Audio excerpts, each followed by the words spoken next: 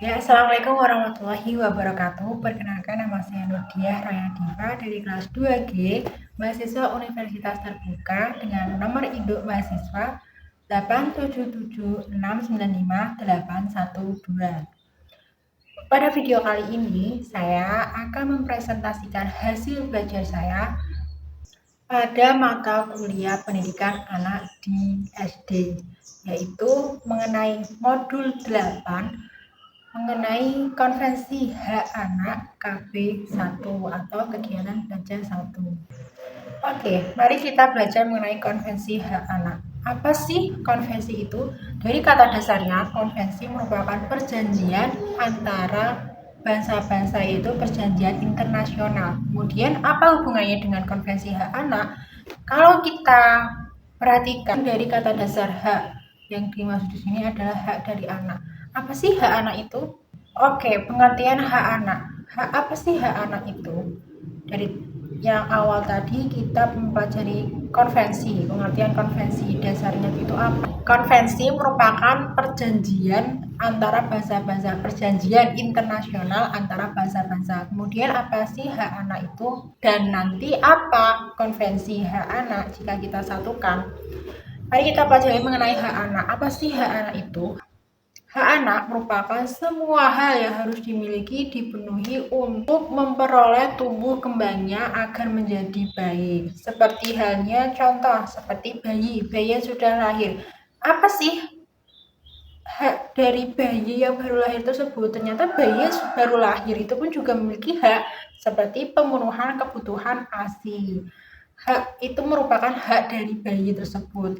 Dari setiap bayi yang baru lahir, seorang ibu memiliki kewajiban untuk memberikan ASI sampai 2 tahun 6 bulan harus dipenuhi. Bayi yang baru lahir memiliki hak untuk diberikan ASI oleh ibunya.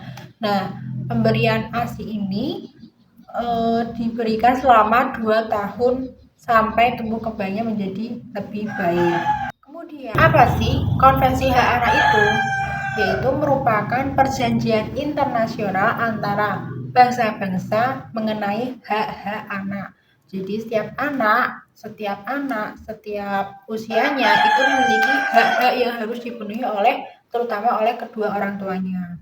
Dan jika kita membahas tentang konvensi hak anak, berarti ini merupakan perjanjian dari seluruh bangsa mengenai pemberian hak kepada anak, yang ternyata pemberian ini pun tidak hanya orang tua saja yang memberikan hak anak, tapi bangsa bahkan internasional pun memberikan hak dari anak tersebut. Jadi pemenuhan kebutuhan anak tidak hanya memberikan sandang, pangan, tempat tinggal yang nyaman, namun seluruh kebutuhan jasmani dan rohaninya diberikan kepada kedua orang tuanya secara penuh, agar anak bisa bertumbuh kembang dengan baik dan menjadi anak yang ceria, aktif, dan bisa menjadi anak yang cerdas. Kemudian siapa yang dimaksud anak ini siapa? Apakah usia 60 tahun masih disebut anak-anak atau mungkin usia 28 tahun masih disebut anak-anak? Nah, menurut pasal 1 KHA yang disebut anak ini sendiri adalah mereka yang memiliki usia 21 atau 18 tahun ke bawah. Jadi, seperti halnya usia remaja itu masih disebutkan usia anak-anak jika remaja tersebut memiliki usia 18 tahun. Lalu bagaimana yang sudah dikatakan 19 tahun atau 20 tahun atau bahkan 18 tahun dia sudah menikah dan memiliki anak, apakah itu masih disebut anak? Karena zaman semakin berkembang dan permasalahan kependudukan di Indonesia pun juga semakin banyak, ada beberapa anak yang usia 18 tahun dia sudah menikah dan kemudian memiliki anak. Lalu apakah dia pun juga disebut anak, memiliki anak? Tentu tidak. Jadi negara menyikapinya dengan mengembangkan undang-undang. Seperti halnya di Undang-Undang Nomor 1 Tahun 1974 yang menyatakan bahwasanya perkawinan anak atau perkawinan dengan usia 21 tahun harus memiliki izin dari orang tua, tentunya menikah seseorang menikah harus mendapatkan izin dari orang tua, tidak melihat dari usia manapun, tetap harus mendapatkan izin restu dari kedua orang tua. Kemudian dari pernikahan pun juga dibatasi, untuk perempuan minimal 19 tahun dan untuk laki-laki sampai 21 tahun. Dan anak selama dia berusia 18 tahun itu masih berada di bawah pengamatan orang tua, atau masih di bawah kekuasaan orang tua, masih dipantau oleh orang tua, masih diawasi oleh orang tua. Karena anak perempuan terutamanya jika sudah menikah itu sudah tidak menjadi kewajiban orang tua lagi, melainkan menjadi tanggung jawab atau kewajiban dari suaminya. Kemudian di Undang-Undang Nomor 62 1958 itu mengenai tentang kewarganegaraan Indonesia. Jadi hubungan kekeluargaan antara anak dengan orang tua itu minimal usia sampai usia 18 tahun sampai anak tersebut menikah. Jadi selama 27 tahun dia mungkin belum menikah, itu masih memiliki hubungan keluarga. Bukan berarti dia sudah berusia 19 tahun terus tidak memiliki hubungan keluarga dengan keluarganya, tapi masih tetap memiliki tanggung jawab atau masih menjadi milik keluarga. Kemudian untuk memperoleh pengajuan permohonan kewarganegaraan, seseorang itu harus sudah berusia 21 tahun. Minimal itu paling enggak 17 tahun, karena pengajuan kewarganegaraan kan didasari dengan KTP ya, kartu tanda penduduk. Nah, kartu tanda penduduk ini kan menjadi persyaratan penting, persyaratan awal untuk sebelum menikah. Jika kita sudah membicarakan tentang hak, pasti ada kaitannya tentang kewajiban. Jika tadi sudah saya jelaskan mengenai hak anak, apa saja hak anak, seperti hak mendapatkan kebutuhan yang baik, hak kenyamanan rohani, jasmani dan rohani, hak mendapatkan tempat tinggal yang layak, hak pendidikan, itu perlu didapatkan dari seorang anak. Bahkan negara pun juga menjamin dari hak anak tersebut. Lalu bagaimana negara menyikapi mengenai hak anak? Jadi negara ini membuat atau mendirikan lembaga konferensi hak anak. Lembaga konferensi perlindungan anak, atau lembaga yang menyatakan nih anak itu mendapatkan hak dan perlu untuk dilindungi. Jadi jika ada kasus mengenai anak, maka lembaga tersebutlah yang ikut turun tangan untuk mengajukan ke pengadilan atau membela ke pengadilan. Jika tadi kita sudah membicarakan mengenai hak anak, lalu pasti antar adanya hak ada juga kewajiban. Apa saja kewajiban anak itu tersebut?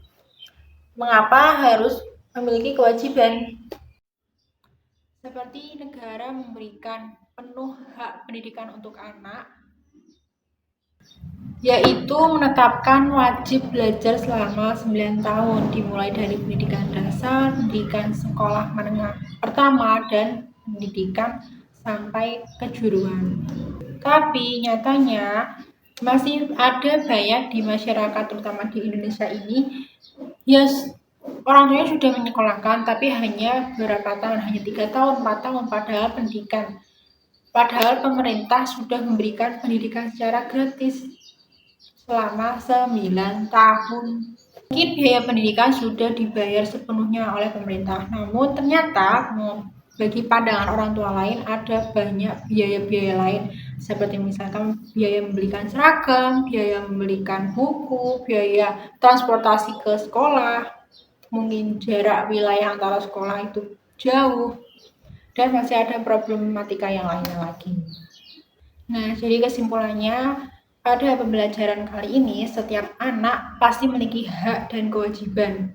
Setiap manusia, setiap anak memiliki hak dan kewajiban. Sebagai orang tua, terutamanya harus memberikan penuh hak yang harus dipenuhi kepada anak, seperti hak pendidikan, hak tempat tinggal yang nyaman, hak memberikan makan yang bergizi, dan Tak hanya itu pula, pemerintah pun juga memberikan hak kepada anak. Nah, saking perhatiannya pemerintah kepada anak, seperti hak memberikan pendidikan secara gratis, hak anak seperti memberikan biaya siswa itu sendiri kepada anak. Tergantung anak bagaimana dia cara meningkatkan prestasinya. Di samping itu, anak memiliki hak dan juga memiliki kewajiban. Nah, ada kewajiban anak yang harus dipenuhi anak itu sendiri agar anak itu sendiri bisa bertanggung jawab oleh dirinya. Dan tak hanya orang tua, bahkan dari negara pun memberikan hak. Jadi, kewajiban merupakan tugas atau tanggung jawab anak terhadap orang lain, seperti kewajiban anak kepada orang tuanya, baik itu orang dewasa maupun remaja ataupun orang tua, ataupun bahkan dengan kakek nenek.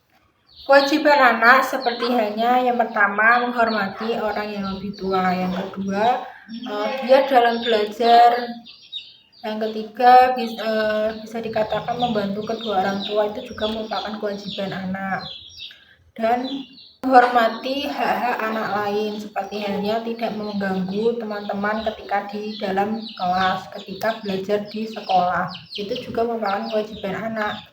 Kita tidak boleh mengganggu, kita memiliki kewajiban agar tidak mengganggu kenyamanan orang, itu juga merupakan kewajiban anak. Nah, itu yang bisa saya sampaikan mengenai materi konvensi hak anak dalam modul 8 KB 1 pendidikan anak di SD. Adapun kurang lebihnya saya mohon maaf. Wassalamualaikum warahmatullahi wabarakatuh.